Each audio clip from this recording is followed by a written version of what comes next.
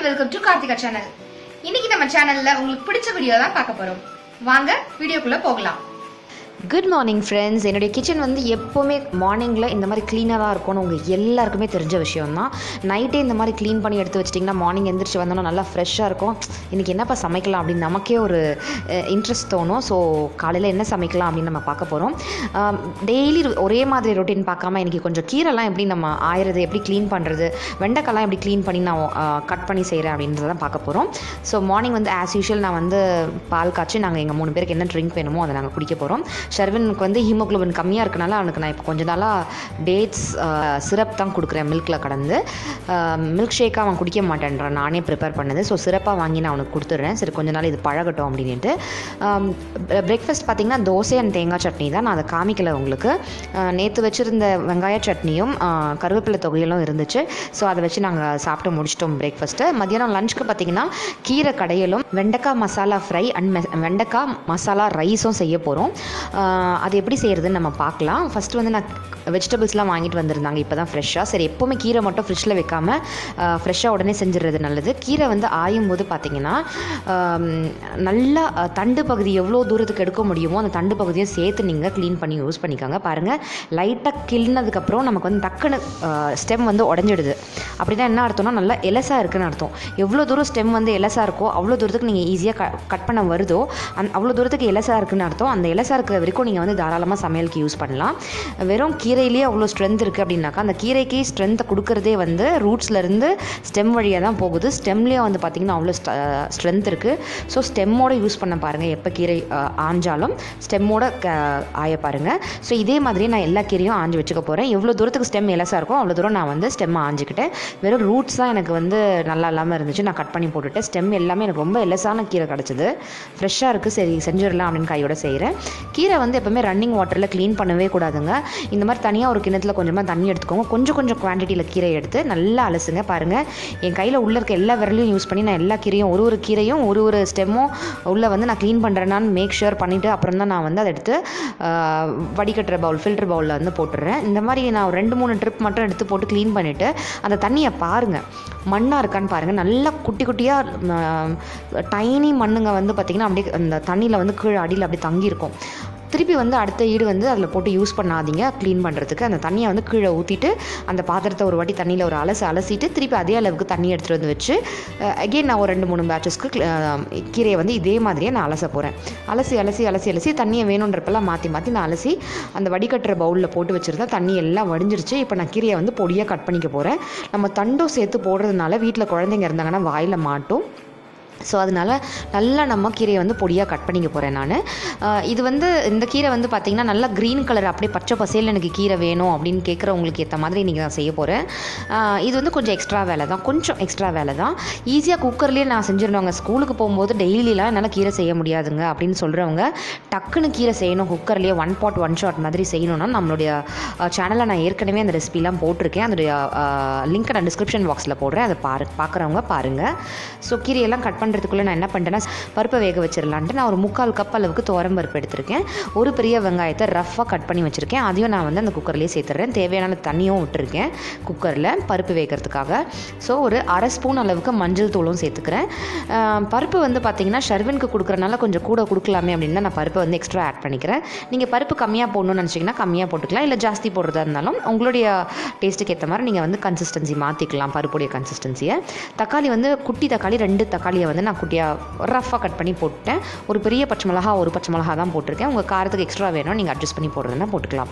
இப்போ தேவையான அளவு தண்ணி அட்ஜஸ்ட் பண்ணி ஊற்றிட்டு நம்ம வந்து இதை குக்கரில் எடுத்துகிட்டு போய் ஸ்டவ்வில் வச்சு நம்ம வந்து ஒரு 5 விசில்ஸ்க்கு நல்லா பருப்பு தனித்தனியாக தெரியாத அளவுக்கு நம்ம நல்லா வேக வச்சு எடுத்துக்க போகிறோம். அதுக்குள்ளே என்ன பண்ண போகிறேன்னா எல்லா கீரையும் கட் பண்ணி நான் பொடியாக நறுக்கி இந்த மாதிரி எடுத்து வச்சுட்டேங்க. இப்போ வந்து நம்ம வெண்டைக்காய் மசாலாவுக்கு குக்கரும் பார்த்திங்கன்னா அதுக்குள்ளே எனக்கு வந்து பருப்பு வெந்துருச்சு. இந்த கீரைலாம் கட் பண்ணுறதுக்குள்ளே நான் ஆஃப் பண்ணி வச்சுட்டேன். விசில் ரிலீஸ் ஆகட்டும். அதுக்குள்ளே நம்ம தேவையான வெண்டைக்காய்லாம் எடுத்து வாஷ் பண்ணி க்ளீன் பண்ணி வச்சுக்கலாம். வெண்டைக்காய் வந்து இப்போ தான் வாங்கிட்டு வந்தேன். நான் சொன்னேன் இல்லைங்களா, இப்போ தான் மார்க்கெட்லேருந்து எல்லா வெஜிடபிள்ஸும் வாங்கிட்டு வந்தோம். ஸோ ஃப்ரெஷ்ஷாக வெண்டைக்காய் பச்சை பசேல்னு பார்த்தோன்னே எனக்கு உடனே வெண்டைக்காவே சமைச்சிடலாமே அப்படின்ட்டு தோணுச்சு. அதனால் ஃப்ரெஷ்ஷாக இப்போ வாங்கிட்டு வந்ததுனால நான் க்ளீன் பண்ணுறேன். ஒரு வெண்டைக்காவே நான் க்ளீன் பண்ணுறேன் பாருங்கள். நல்லா தேய்ச்சி இந்த மாதிரி ஒரு வெண்டைக்காவும் க்ளீன் பண்ணி இந்த மாதிரி வடிக்கிற தண்ணி வடிகிற பிளேட்டோ இல்லை கிண்ணமோ எது இருக்கோ உங்ககிட்ட அதில் போட்டுருங்க. போட்டுட்டு இந்த தண்ணியெல்லாம் க்ளீன் பண்ணிவிட்டு பியோர் காட்டன் டவல் ஏதாவது இருந்துச்சுன்னா நீங்கள் வந்து அதில் வந்து நல்லா இந்த மாதிரி வெண்டைக்காய் எல்லாத்தையும் போட்டு துணியை வந்து அப்படியே ஒரு ஃபோல்ட் பண்ணி வச்சுருங்க. கொஞ்சம் ஒரு 2 மினிட்ஸ் அப்படியே விட்டுருங்க.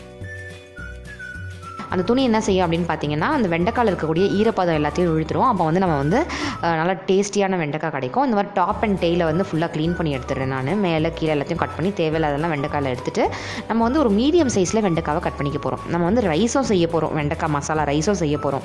ஸோ பொடி பொடியாக இருந்துச்சுன்னா வெண்டைக்காய் என்ன ஆகும்னா அதில் இருக்க விதெல்லாம் வெளில வந்துடும். ரைஸில் வந்து பார்க்குறதுக்கு வெண்டைக்காய் அப்படியே சுருங்கி போய் நல்லாவே இருக்காது, ஒரு மாதிரி கண்ணுக்கு பார்க்குறதுக்கு கிளையாகவே இருக்காது ரைஸு. ஸோ சாம்பாரில் போடுற மாதிரி பெருசாகவும் இல்லாமல் பொரியலில் போடுற மாதிரி குட்டியாகவும் இல்லாமல் கொஞ்சம் மீடியம் சைஸில் நான் எல்லா வெண்டைக்காவும் இந்த மாதிரி நறுக்கி வச்சுக்கிறேன். இந்த மாதிரி நீங்கள் வந்து டவலில் க்ளீன் பண்ணிட்டு செய்யும்போது பார்த்தீங்கன்னா வெண்டைக்காய் வந்து உங்களுக்கு நல்லா ட்ரையாக கிடைக்கும். வெண்டைக்காயிலேயே வந்து இந்த மாதிரி வெண்டைக்காய் மசாலா ரைஸும் செய்யலாம். வெண்டைக்காய் பொடி சாதம்னு ஒன்று செய்வோம் வீட்டில், அது ரொம்ப நல்லாயிருக்கும். அப்புறம் வெண்டைக்காய் பொரியல் சாதம் செய்வோம். எங்கள் வீட்டில் எங்கள் அம்மாலாம் பார்த்தீங்கன்னா நான் ஸ்கூலுக்கு போகும்போது வெண்டைக்காய் படி சாப்பிட்டீங்கன்னா உனக்கு வந்து மேக்ஸ் நல்லா வரும் அப்படி சொல்லி எனக்கு நான் லஞ்ச் பாக்ஸுக்கு நிறைய வெண்டைக்காய் சாதம்லாம் கொடுப்பாங்க. இந்த மாதிரி டிஃப்ரெண்ட் வெரைட்டிஸ் ஆஃப் வெண்டைக்காய் சாதம்லாம் இருக்குது. நான் ஃபியூச்சரில் வந்து உங்களுக்கு அப்லோட் பண்ணுறேன். லஞ்ச் பாக்ஸ் ரெசிபீஸ் வந்து இந்த மாதிரி நான் உங்களுக்கு ரொட்டீனில் போடவா இல்லை தனித்தனியாக நான் வீடியோவாக உங்களுக்கு போடணுமான்றதை கீழே டிஸ்கிரிப்ஷன் பாக்ஸில் சொல்லுங்கள். நீங்கள் ரெக்வஸ்ட் பண்ணிங்கன்னா அதுக்கேற்ற மாதிரி நான் உங்களுக்கு பிடிக்கிற மாதிரி நான் வீடியோஸ் வந்து தனி ரெசிபியாவோ இல்லை இந்த மாதிரி ரொட்டீன்லேயே நான் உங்களுக்கு காமிச்சிடுறேன். பருப்பு வந்து அதுக்குள்ளே வந்து விசில் ரிலீஸ் ஆகிடுச்சு. நான் வந்து அதில் கல்லுப்பு சேர்த்து நல்லா மசிச்சுடுறேங்க. மசிச்சதுக்கப்புறம் நம்ம கீரையை அரைஞ்சி வச்சுருக்கோம் இல்லையா, கீரை அது எல்லாத்தையும் அதில் சேர்த்துக்க போகிறோம். கீரை எப்பவுமே பார்க்கும்போதுப்பா இவ்வளோ கீரையாக 2 பேருக்கு 3 பேருக்கு அப்படின்ற மாதிரி தோணும். ஆனால் சமைச்சு முடிச்ச உடனே பார்த்தீங்கன்னா இவ்வளோண்டு குவான்டிட்டி ஆகிடும். ஸோ பார்க்கும்போது குக்கர் ஃபுல்லாக நிறைய இந்த மாதிரி கீரை இருக்க மாதிரி உங்களுக்கு தோணுது. எல்லா கீரையும் நான் இந்த மாதிரி குக்கரில் போட்டுட்டு நல்லா ஒரு கிளறிக்கிறேன். நல்லா ஒரு கிளறிக்கும் போது அந்த கீரை வந்து என்ன ஆகும்னா அந்த பருப்பில் நல்லா உள்ளே இழுத்து நல்லா குட்டியோண்டு குவான்டிட்டி ஆகிடும். ஸோ நமக்கு கரெக்டாக இருக்கும். இப்போ இது நல்லா கிளறிட்டு உங்களுக்கு தண்ணி வேணும்னா உங்கள் கன்சிஸ்டன்சிக்கு அட்ஜஸ்ட் பண்ணணும், அட்ஜஸ்ட் பண்ணி ஓப்பன் குக்கர்லேயே லிட் போட்டு க்ளோஸ் பண்ணாமல் அப்படியே நீங்கள் வந்து என்ன பண்ணுங்கள், ஸ்டவ் ஆன் பண்ணி இந்த குக்கர் எடுத்து அப்படியே கீரையோடு வச்சுட்டு ஒரு 2 மினிட்ஸ் நல்லா கொதிக்க விட்டுருங்க. ஒரு 2 மினிட்ஸ் நல்லா கொதிக்க விட்டுருங்க.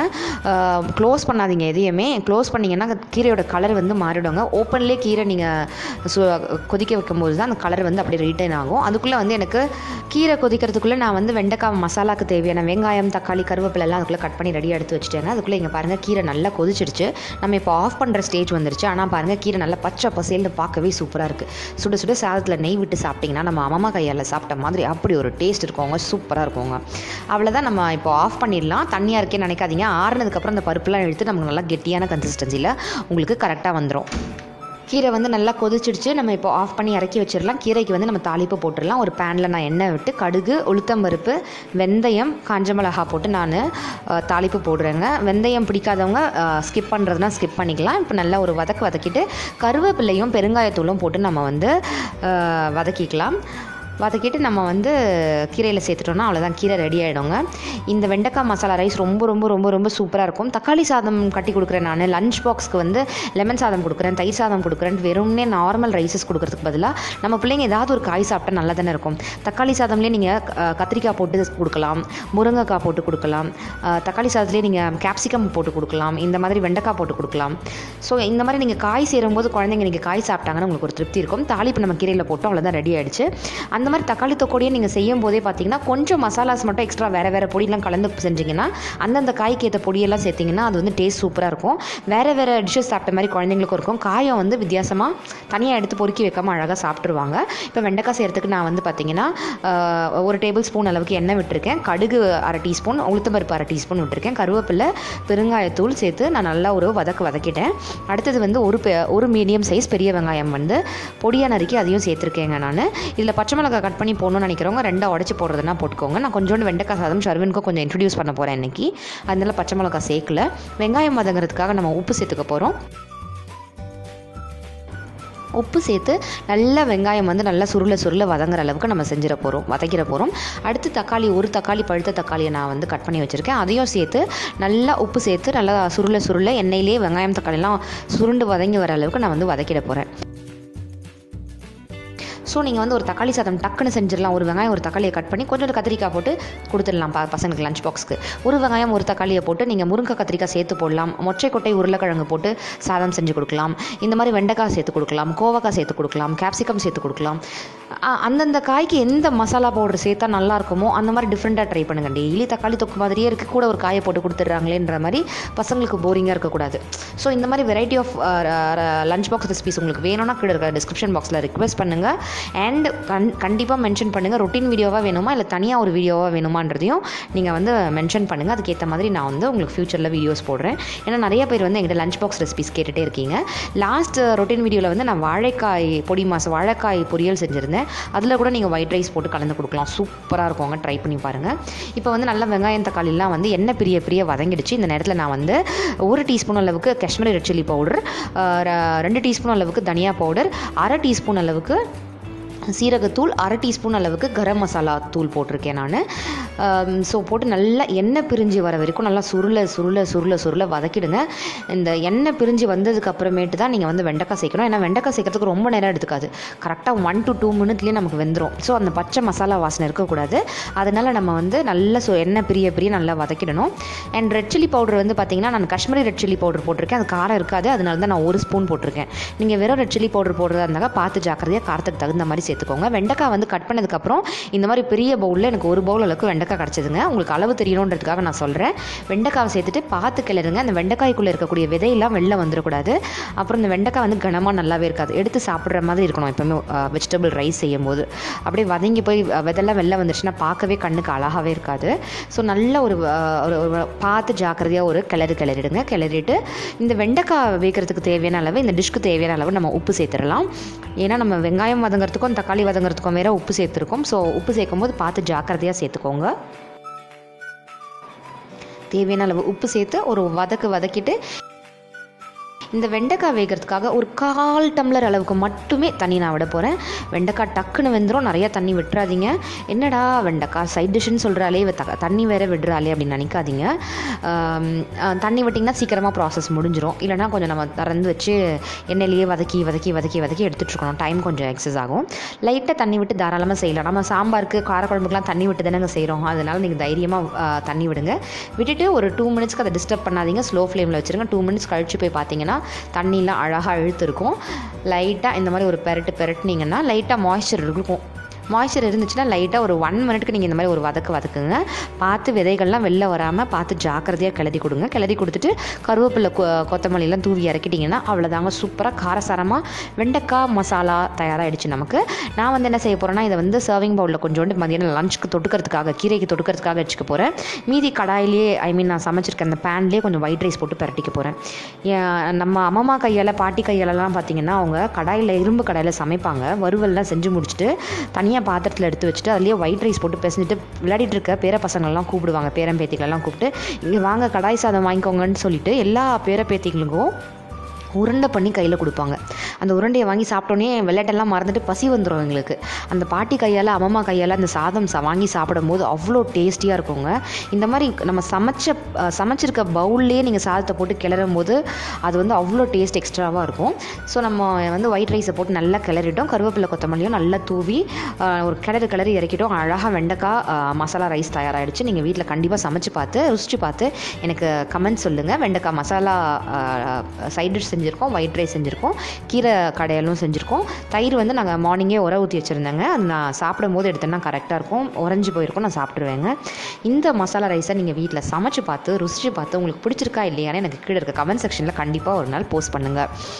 ஸோ உங்கள் அம்மா கையால் இந்த மாதிரி கடாய் சாதம் நல்லா பெரட்டி கையால் உருண்டை வாங்கி சாப்பிட்ட பழக்கம் உண்டா, அது உங்களுக்கு பிடிக்குமா அப்படின்றதையும் கீழே வந்து கமெண்ட் செக்ஷனில் எனக்கு போஸ்ட் பண்ண மறக்காதீங்க. இந்த மாதிரி லஞ்ச் பாக்ஸ் ரெசிபிஸ் வேணுமா வேணாமான்றதையும் நீங்கள் கீழே கமெண்ட் செக்ஷனில் போஸ்ட் பண்ணுங்கள். Thank you so much friends, take care. இந்த வீடியோ பிடிச்சிருந்துச்சுன்னா மறக்காம லைக் பண்ணுங்க, உங்க ஃப்ரெண்ட்ஸுக்குலாம் ஷேர் பண்ணுங்க. என்னுடைய சேனல் நீங்க ஃபர்ஸ்ட் டைம் பாக்குறதா இருந்தாக்கா கீழே இருக்கக்கூடிய ரெட் கலர் சப்ஸ்கிரைப் பட்டனை பிரஸ் பண்ணி சப்ஸ்கிரைப் பண்ணிக்கோங்க. அப்படியே பக்கத்துல இருக்க பெல் ஐக்கனை பிரஸ் பண்ண மறக்காதீங்க. சோ தட் நான் போடக்கூடிய நியூ வீடியோஸ்லாம் உங்களுக்கு நோட்டிபிகேஷன்ல வரும், மிஸ் பண்ணாம பார்க்கலாம்.